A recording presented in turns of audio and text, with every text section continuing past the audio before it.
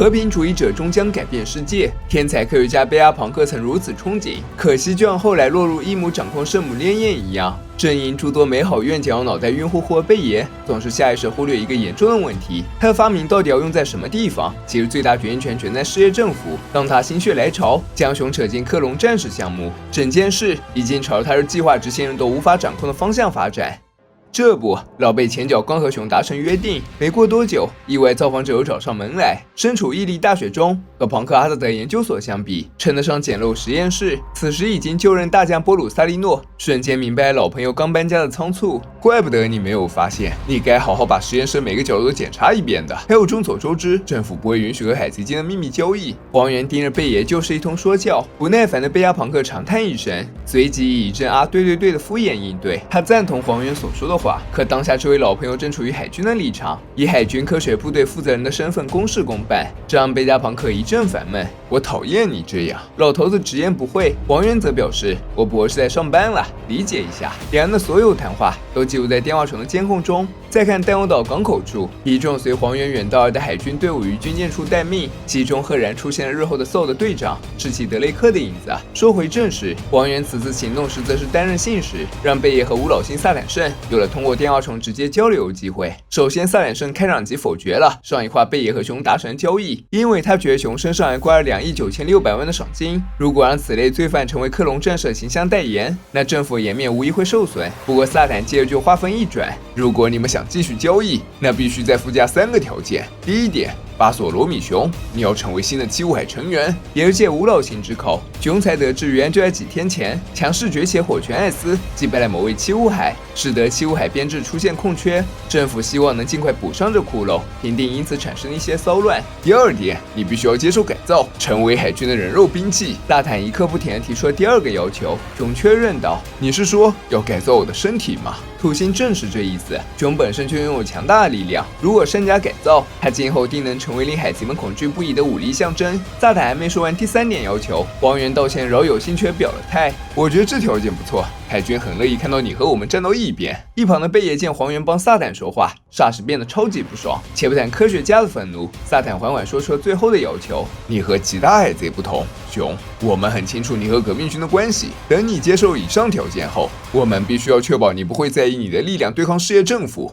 所以，萨坦冷着脸，终是图穷匕见。你必须要同意放弃自由意志和个人意识。但试问，如果一个人彻底失去了自我，那他和死了还有什么区别？贝亚庞克火冒三丈，只说萨坦提这条件，说白就是其他七武海不好控制，想要重新打造一尊完全听令于政府的强大战力。如果你消灭半机械人上的所有人性，那他就是一台机器了。你是要我成为杀人凶手吗，萨坦？气急的老贝接连发问，怎奈萨坦根本没有将这放在眼里。以贝亚庞克实质上就是屈从于政府的打工人，哪来权力质疑上边决定？最后萨坦强硬的给这事定了性，要是他真想救自己的女儿，就必须接受这些条件。相比于治疗青鳞病所付出的成本，这已经是很小的代价了。我们没有理由提供免费治疗。萨坦生的一番话如同魔咒回荡耳畔，似乎让捂着脸熊陷入挣扎。说到底，萨坦提要求实在是太过分了。贝野一大声怒斥，这种有悖人伦残忍手术他绝不会做。谁知下一刻，熊却拜托老贝进行手术。我一直在担心，觉得救不了波尼了。压抑了数年痛苦一股脑涌上心头，突然边坦然的熊因喜悦而颤抖。老贝只是看了一眼，就被熊震惊说不出话来。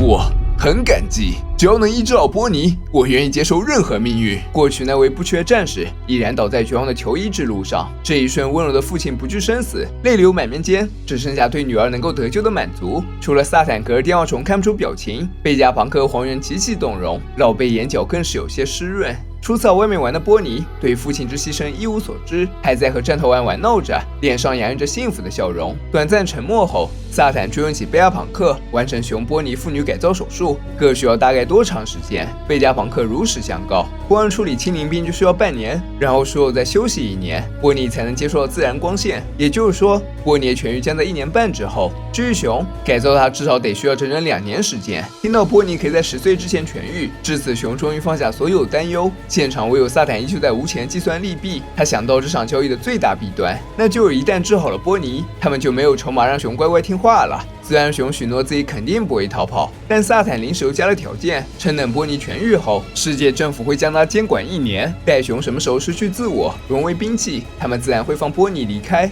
老贝实在看不惯萨坦得寸进尺，照他这么安排，那熊岂不是再也无法和波尼相见？萨坦对此充耳不闻，或者说他根本不在乎熊和老贝的态度。他催促贝亚庞克早日开始改造工程，明确警告波尼一旦痊愈就不准再和熊见面了。而等如果不服，那他土星必定会让波尼下半辈子都以奴隶身份过活。听到奴隶二字，熊的脑海中瞬间想起了无数回忆，他所经历过的一切苦难，再也不想让波尼经历了。他答应到时候不会去见痊愈的女儿，希望众人别告诉波尼真相。那孩子全然不知自己的病情，也不知道自己成了敌人威胁父亲的人质。为了守护好女儿的未来，熊只有一个要求，那就允许波尼回到索尔贝王国，而不是留在实验室中。对于大熊燃尽自己的无私父爱，黄猿沉默了。萨坦找不到反驳的理由，他最终答应了熊的提议，反正只要在世界政府的监管之内，把那女孩放在哪儿都是一样的。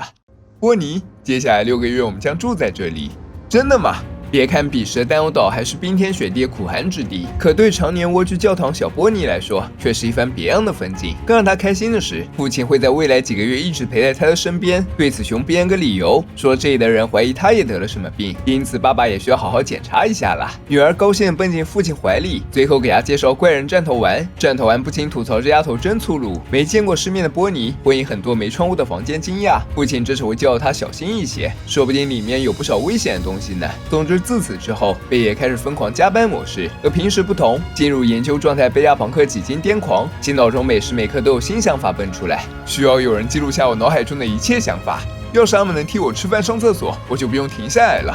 真糟糕啊，人手严重不足，我又有了新的灵感。随着老贝不停写画画，周围的助手们根本忙不过来，制造分身想法因此萌发。天才科学家多希望这世界上再多5个他，为其分忧。而就和约定的一样，熊和波尼分别躺上不同的手术台，在周围人的忙碌下，各自滑向生死两端。开始了短短6个月倒计时，什么也不知道。波尼在这里交到了好朋友，还有父亲一直陪伴，别提有多开心了。他画里熊的笑脸亦衬托出父亲心中得偿所愿的释然，不用再担心女儿。熊又回到可以和波尼呼呼大睡的日子。漫天大雪同样掩盖不了岛上其他人心中的火热，一船船建材由货轮运输至此。但有岛城有条不紊地建设着。闲暇时，熊会带着波尼去帮忙，大家都很喜欢这对父女。说到食物方面，资金充足的研究所能吃披萨吃到饱，大家一起举行披萨派对。相处和睦的贝加庞克、战头丸、熊、波尼、黄猿大口朵颐，称得上主宾尽欢。待到酒足饭饱，尼卡的舞姿在岛上传播，连黄猿都试着跳了跳，让人很怀疑他的成分。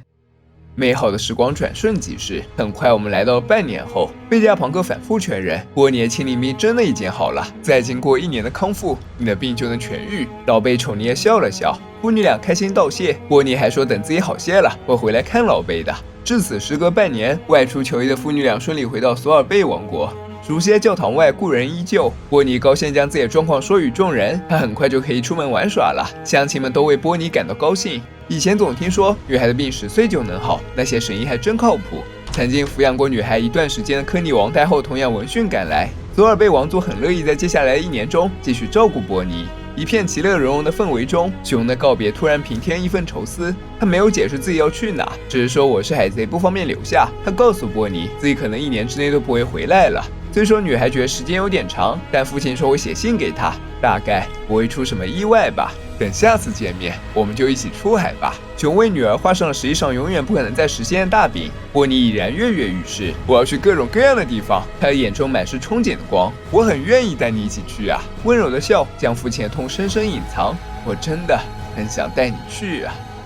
这时，教堂外又有人来了，是世界政府派来照看波尼的医疗小组，为首名为阿尔法的性感护士来自 CP8。此人一进门就是一通自我介绍，他会在为期1年康复期内实时监测小波尼的身体状况，确保这孩子按时吃药。不明所以的波尼满脸都是这家伙是谁啊的表情。作为专业人士，医疗小组直接在教堂门口建造自己的住处，以后大家再想探望波尼，必须要出示身份证明什么的。末了，阿尔法还捏碎一小块石头警告大雄，这孩子的生命可是非常脆弱的，你千万别忘自己的承诺。我明白，我不会再回来了。两人错身而过间，熊小声说道：“此次一别，便是永诀。”父亲最后一次抚摸女孩的小脑袋，万千不舍汇聚成一句：“谢谢你来到世上，波尼。”身后是人们的欢笑和送别。熊转身离去，不再回头。没有人知道他眼中是否常含泪水。不过大海上少了大海贼暴君，曾经臭名昭著的巴索罗米熊摇身一变，成了七武海中对世界政府言听计从的特殊存在。整个伟大航路都为之震动。少主，有一位新的七武海。砂糖拿着报纸前来汇报。明哥夫地笑着，感慨七武海队伍里又多了一个坏蛋。你觉得如何？罗宾询问沙鳄鱼的看法，可沙鳄鱼根本不关心新人，反问罗宾有没有干掉那个看到人工驾驭船的白痴，一眼似乎又在哪里砍杀海贼，盯着报纸一言不发。东海亚尔丽塔对壮得跟白胡子一样的熊有点印象，非得问他跟熊谁更强。科比只好陪着笑答曰：“当然是您，亚尔丽塔小姐。”白胡子船上，老爹、蒂奇、马尔科、盛平、艾斯正在议论此事。半年前才干翻老七武海的艾斯表现得很感兴趣，盛平对其手痒难耐，渴望打架心态颇为无语。仔细研究熊的背景之后，海峡发现此人是个前国王，之前七武海里已经有现任国王了，时代真是急速改变中啊。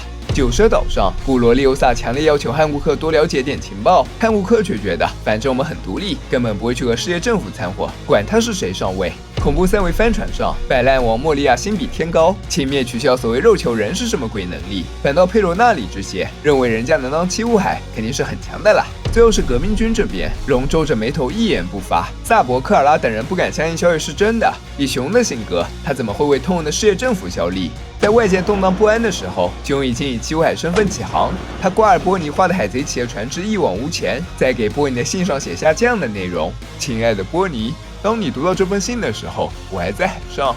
最近我的名气越来越大，想要安静的旅行已经越来越困难了，但总的来说还算顺利。我正在为10岁你的旅行寻找合适的目的地，希望家里人都过得和我一样好。